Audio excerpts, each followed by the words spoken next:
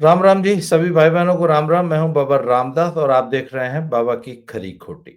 मेरे साथ हैं आज भाई राज नारायण जी पंगाल साहब। भाई साहब राम राम। राम राम जी, सभी दर्शकों को नमस्कार। आज एक समाचार है कि दीपक हुड्डा,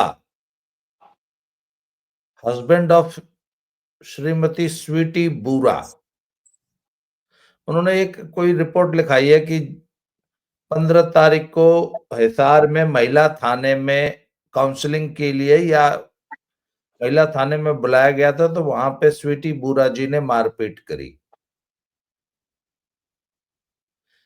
फिर बाद में मेडिकल वेडिकल करा के इन्होंने जो है सदर थाने में हिसार में एफआईआर कराई है। पहले मेडिकल कराया मारपीट का एफआईआर, और पिताजी और मामा जी को भी नामजद किया है। इससे पहले स्वीटी बूरा का बयान आया था कि मेरा पति मेरे को इतना मारता था कि मैं बेहोश हो जाती थी। याद है ना आपके? ऐसे कुछ उन्होंने शुरू में बयान दिए थे।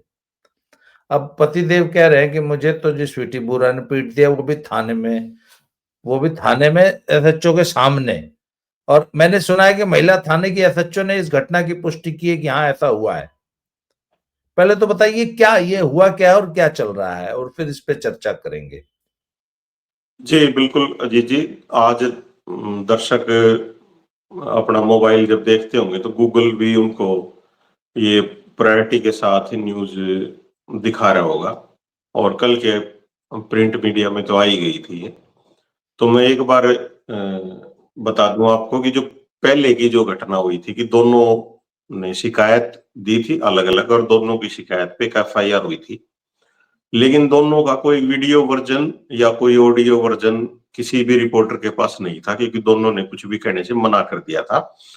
तो जो भी आया था वो केवल उन दोनों की शिकायत के आधार पे आया था, उनकी शिकायत को पढ़ा गया था पत्रकारों द्वारा।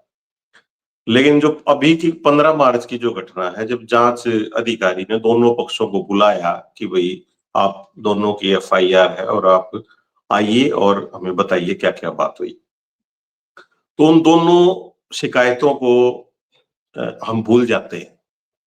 जो ये घटना घटित है, इस घटना ने जांच अधिकारी के सामने और सीसीटीवी कैमरा जहां पे सरकारी जगह है और ऑन सीसीटीवी कैमरा जो भी घटना घटित हुई है उसमें किसी की एविडेंस की जरूरत नहीं है, और दोनों पक्षों की तरफ से पेशेंस चेक हो गया है।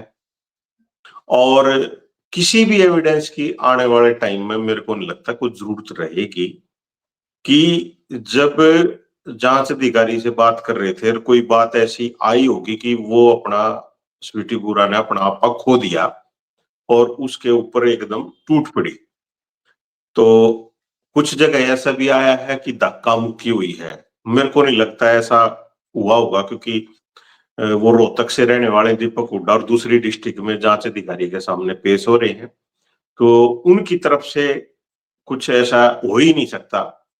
और क्योंकि जांच अधिकारी भी एक महिला थी, तो वो उनकी बातें सुन रहे होंगे और उनके जो भी जवाब होंगे उनका वो आंसर होंगे, उनका जवाब दे रहे होंगे। अब ये सारी घटना हिसार के साथ साथ स्टेट पेज है जो न्यूज़पेपर के, उनमें भी ये आ गई है। और क्योंकि हिसार में ही डाइवोर्स की पिटीशन डाल रखी है और जो मारपिटाई का जो मामला है उसकी भी शिकायत हिसार में दे रखी है, तो सारा मामला हिसार के जो भी न्यायिक अधिकारी होंगे और जो जांच इन्वेस्टिगेशन एजेंसी के जांच अधिकारी होंगे, उन सब के सामने ये सारा मामला आ गया है।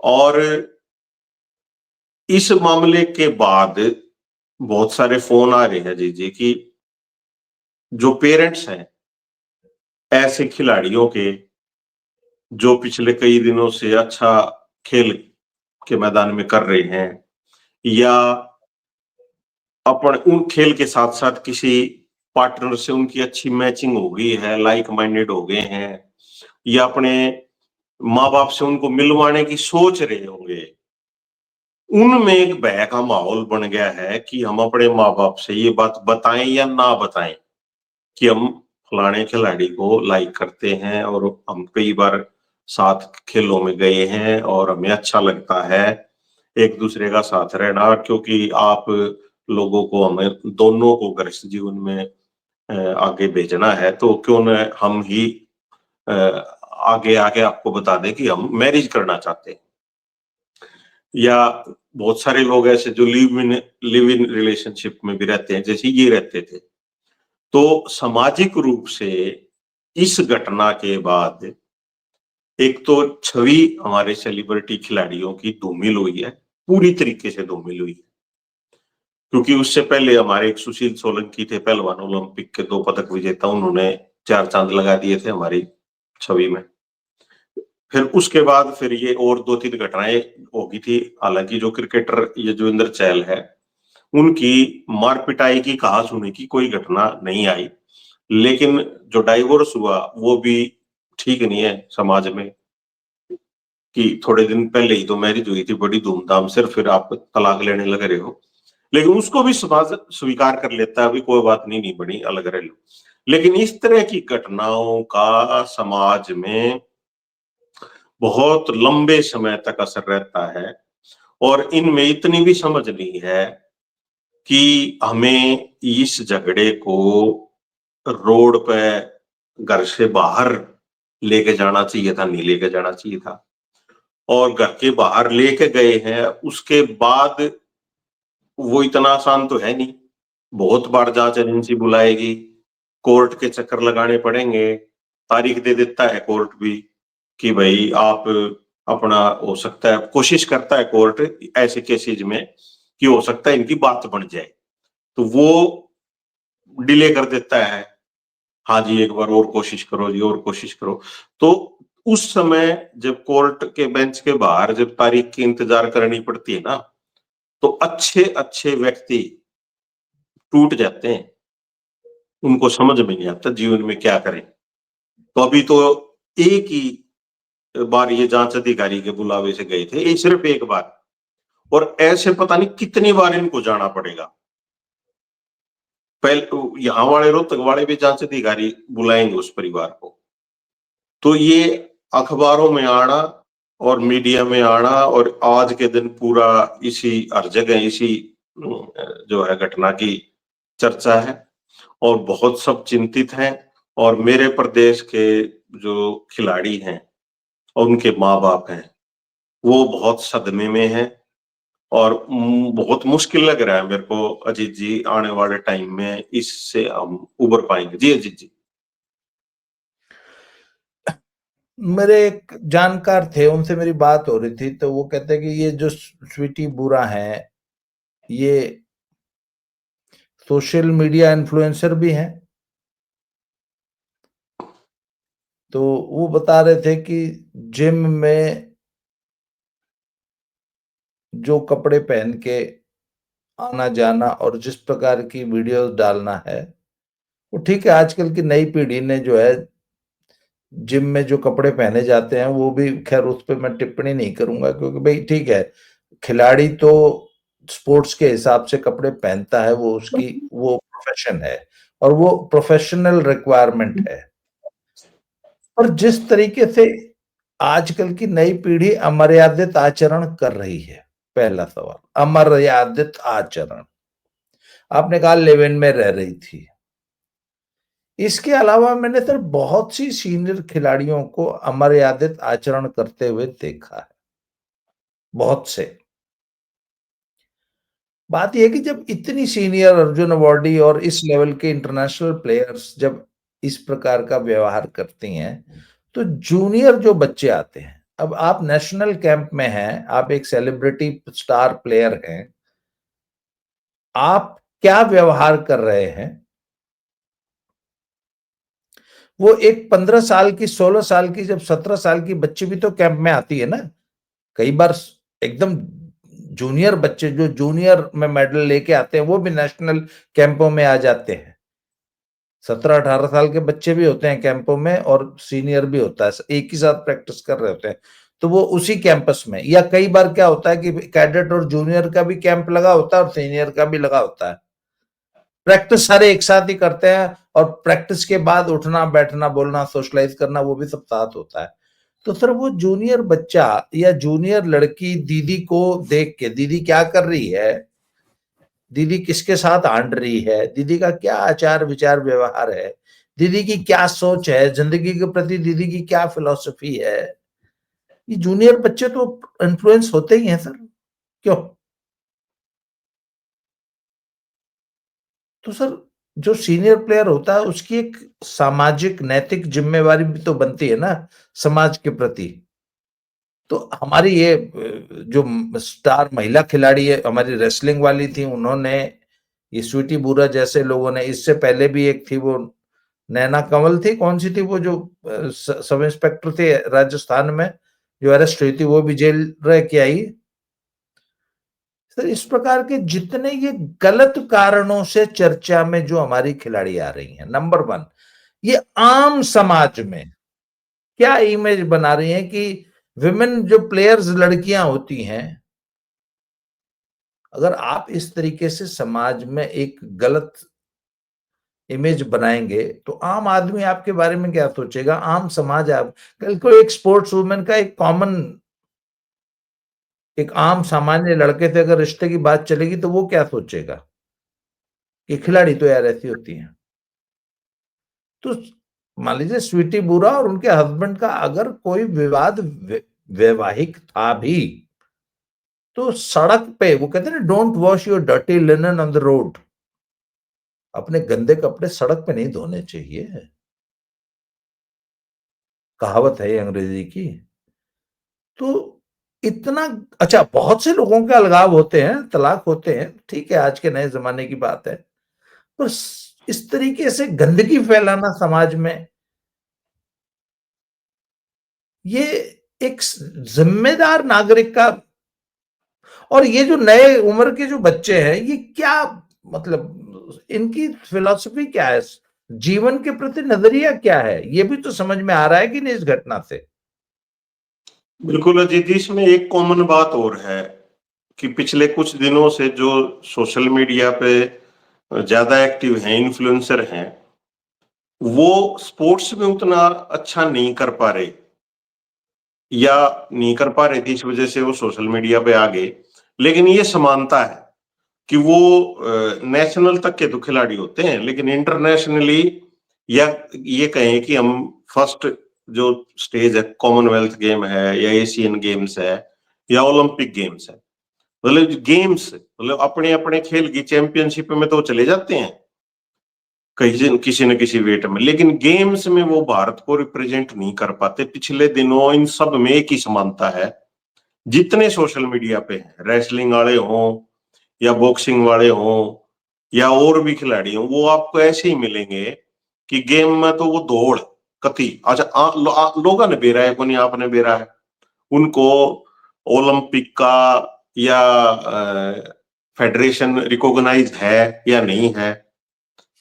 मेरे तो बहुत कुबला भाई साहब उड़े नेपाल में प्रतियोगिता हुई थी कुश्ती की, उसमें गोल्ड आया।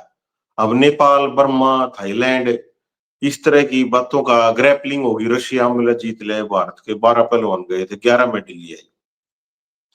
तो हमारे सोसाइटी में जब से खिलाड़ियों का मान सम्मान बढ़ा है तो कुछ फर्जी फेडरेशन भी उसका फायदा उठाने लगी, जो खिलाड़ियों से पैसे लेकर उन टूर्नामेंटों में ले जाते हैं, हम कहते हैं मेडल ले आए।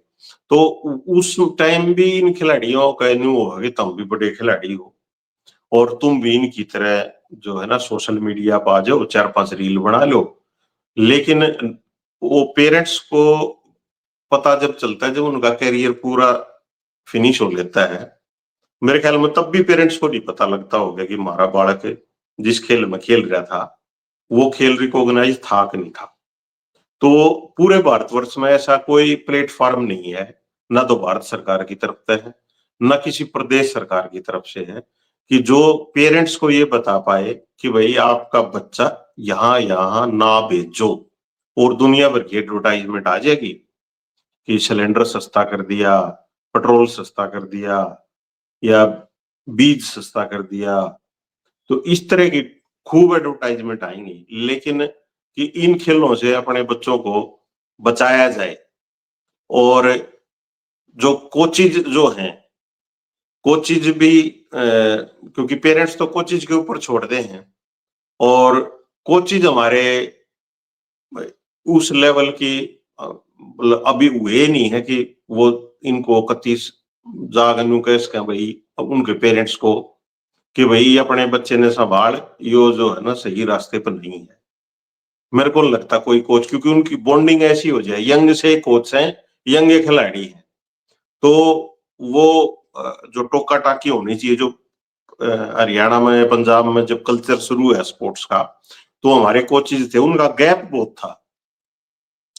ईव है ना, खिलाड़ी भी उतनी उम्र का है, कोच भी उतनी उम्र का है। तो मेरे ख्याल में जीत जी शायद आप भी इस ऐसे कई उदाहरण होंगे आपके पास भी कि इस तरह के जो कम एज होती जाने लग रही है कोचिज की, तो उसकी वजह से भी ये है कि जो नैतिकता का पाठ अब अपने खिलाड़ी को जो पढ़ा सकता था कोच, वो शायद उसकी कमी रही है। और एजुकेशन तो करता ही नहीं, वो तो बात जाके पेपर देगा हुआ है, और उस पेपर भी जो करते हैं आपने तो बेरा है किस तरह ये खिलाड़ी अपने पेपर दे हुए। जी जी जी, आपका क्या कहना है? तो एक तो आपने जो अशिक्षा की जो बात की ना, इसको तो मैं तो हमेशा से पॉइंट आउट करता रहता हूँ कि इंडियन स्पोर्ट्स में खास तौर पे हमारी जो कॉम्बैट स्पोर्ट्स है या जो पावर गेम्स हैं, इसमें शिक्षा एक बहुत बड़ा चैलेंज है हमारे खिलाड़ियों के लिए। और इवन हमारे स्पोर्ट्स एडमिनिस्ट्रेटर्स भी, हमारे कोचेस भी, हमारे पेरेंट्स भी, और ये बच्चे खुद भी सर शिक्षा पे तो ध्यान देते ही। इसलिए इनका अच्छा किसी तरह ये 10वीं 12वीं की डिग्रीज, बीए की डिग्रीज कैसे हासिल करते हैं, ये हमको आपको सबको पता है। हिंदुस्तान में वैसे भी जो शिक्षा की जो इंडस्ट्री है वो कैसे चलती है, मैं तो खुद इसका एक पार्ट रहा हूं। खैर, डिग्री होना ना होना एक अलग बात होती है। मैंने बहुत सारे सचमुच वाली डिग्री होल्डर्स को भी एकदम अनपढ़ पाया है, अंगूठा टेक अनपढ़ पाया है, और जिनके पास बिल्कुल 10, जो जिंदगी में कभी 5वीं के बाद भी स्कूल नहीं गए, उनको भी बहुत विद्वान। क्यों? क्योंकि उन्होंने सारी जिंदगी स्वाध्याय किया। तो पढ़ना लिखना जो है वो किसी डिग्री का मोहताज नहीं होता आदमी, या किसी आप कोर्स में ज्वाइन करेंगे तभी लिखेंगे पढ़ेंगे ये। तो हमारे खिलाड़ियों में शिक्षा जो फॉर्मल है उसका तो अभाव है ही। इसके अलावा वैसे भी वो जीवन में लिखना पढ़ना साहित्य इत्यादि पढ़ने से कोई मतलब नहीं। अब तो फिर भी थोड़ा सा स्टैंडर्ड इसलिए इंप्रूव हुआ कि इंटरनेट से जुड़े हुए हैं, तो इंटरनेट की वजह से थोड़ा बहुत लिखना पढ़ना तो आ ही जाता है। जैसे कोई छोटा भी कमेंट कर रहा हो तो एक आध वर्ड तो वैसे भी लिखना आदमी इंटरनेट ने सिखा दिया बहुत सारे लोगों को। तो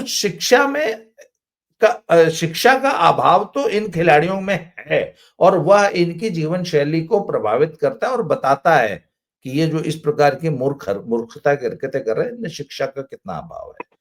इसके अलावा जो नैतिकता का अभाव आप बता रहे हैं, तो असल में ये जो इन्फ्लुएंस है ना सोशल मीडिया का या इंटरनेट का या समाज का, वो इतना ज्यादा बढ़ गया है कि पेरेंट्स का इन्फ्लुएंस तो रहा ही नहीं। आप ये समझ लीजिए कि मान लीजिए एक एक कप चाय को, बिल्कुल उबलती हुई खौलती हुई चाय को आप ग्लेशियर पे रख दो। अब वो चाय, उबलती हुई चाय, इतनी छोटा उसका वजूद है, और ग्लेशियर का इतना बड़ा वजूद है। और ग्लेशियर का -20, -30, -40 डिग्री जो टेम्परेचर है, तो उसका मुकाबला वो एक कप गर्म चाय कितनी देर कर पाएगी? 10 सेकंड 20 सेकंड में वो वैसी ग्लेशियर जैसी हो जाएगी, ठंडी। तो सेम चीज हमारे समाज में भी होती है। समाज का जो बैड इन्फ्लुएंस है उसका आकार इतना बड़ा है कि अगर मैं और आप अपने बच्चे को संस्कार देना भी चाहें तो वो वही एक कप गर्म चाय जितना है, जो कि वो -80 डिग्री के ग्लेशियर में हम प्रयास कर रहे हैं उस चाय को गर्म रखने का। तो सर संस्कार की कमी तो है। एक चीज होती है ना जो इनबिल्ट अंदर से आती है, मनुष्यता जिसको बोलते हैं, विवेक जिसको बोलते हैं, अपना खुद का एक इंसानियत जिसको बोलते हैं, तो उसका कुछ तो असर होता है ना, कुछ तो आदमी को असर होता है।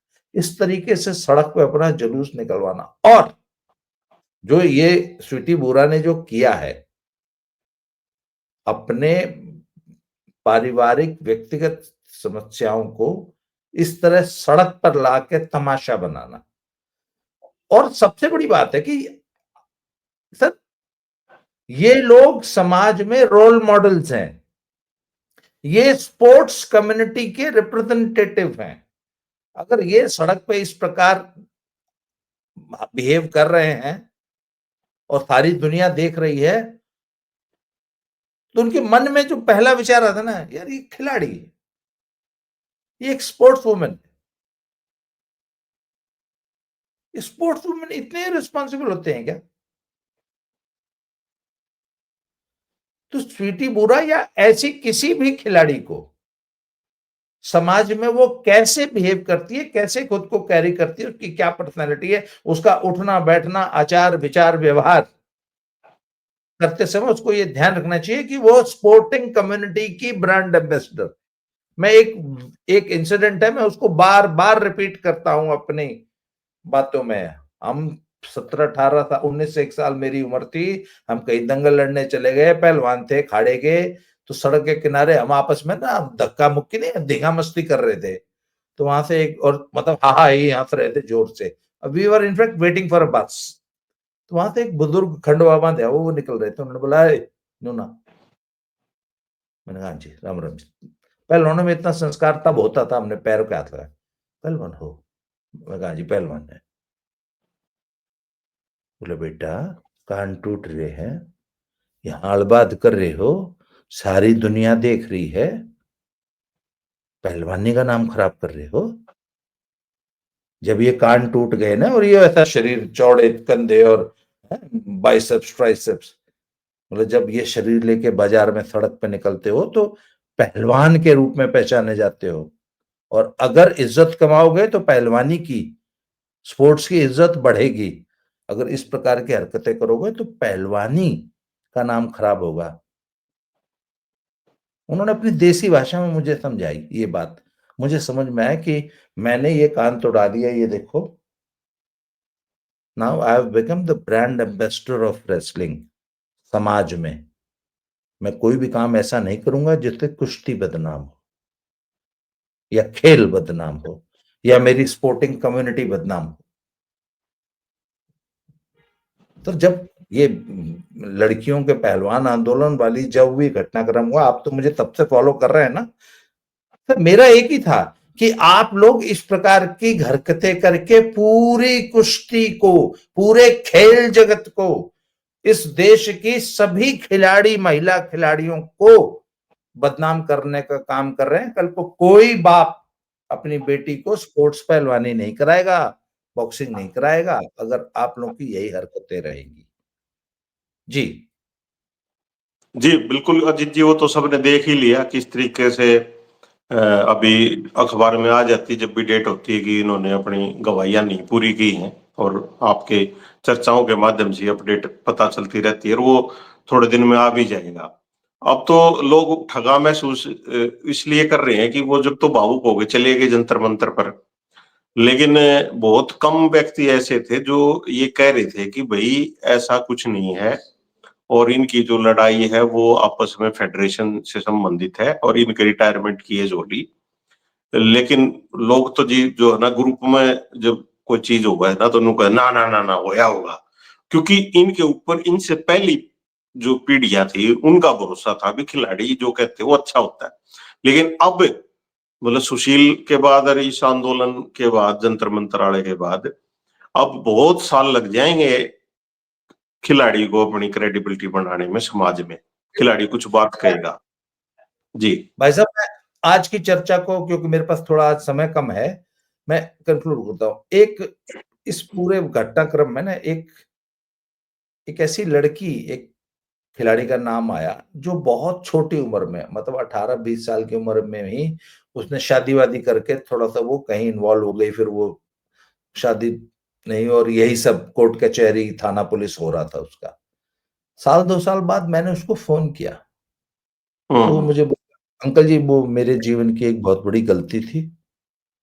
मैं उससे बाहर निकल चुकी हूँ और मैंने वो अपना इतिहास, वो मेरा इतिहास था, वो मैंने बंद कर दिया है सारा काम, मैं बाहर आ चुकी हूँ और अब मैं पूरी तरह अपने स्पोर्ट्स पर फ़ोकस कर रही हूँ और मैं इधर बहुत अच्छा परफ़ॉर्म कर रही हूँ।" वो इधर पिछले 2 सालों से इंटरनेशनल लेवल पे वाक़ई वो बच्ची बहुत अच्छा परफ़ॉर्म कर रही है, जबकि वो 18-20 साल की उम्र में ही इसमें उलझ गई थी। आज वो 24-25 साल की है and she is doing very well. Sir, हुँ, बात बात ये है ना कि उसने अपनी गलती का एहसास किया कि यार मैं क्या करने आई थी और मैं कहाँ उलझ गई। बचपना था, कोई उस वक़्त काउंसलिंग करने वाला नहीं था, कोई सलाह देने वाला नहीं था। पर देर आए दुरुस्त आए, उसने अपना सुधारा और आज वो फिर से स्पोर्ट्स में बहुत अच्छा कर रही है, मैं नाम जानबूझ के नहीं ले रहा हूँ। सर, बात ये है ना कि सबसे पहले तो आप खिलाड़ियों के ब्रांड एम्बेसडर हैं, स्पोर्ट्स के ब्रांड, स्पोर्टिंग कम्युनिटी इतनी बड़ी कम्युनिटी है, लाखों करोड़ों बच्चे स्पोर्ट्स करते हैं। जो सफल होता है, जो अर्जुन अवार्डी होता है, जो बड़ा खिलाड़ी होता है, वो उन सबके लिए रोल मॉडल है। अगर रोल मॉडल गलत करेगा, तो जूनियर बच्चों पे क्या असर पड़ेगा? सर, आपने समय दिया, बहुत-बहुत धन्यवाद जी। आज की चर्चा को यहीं समाप्त करेंगे, समय कम है। जी, आपसे दोबारा किसी अन्य विषय पे दोबारा चर्चा करूँगा, तब तक के लिए जय श्री राम। जी।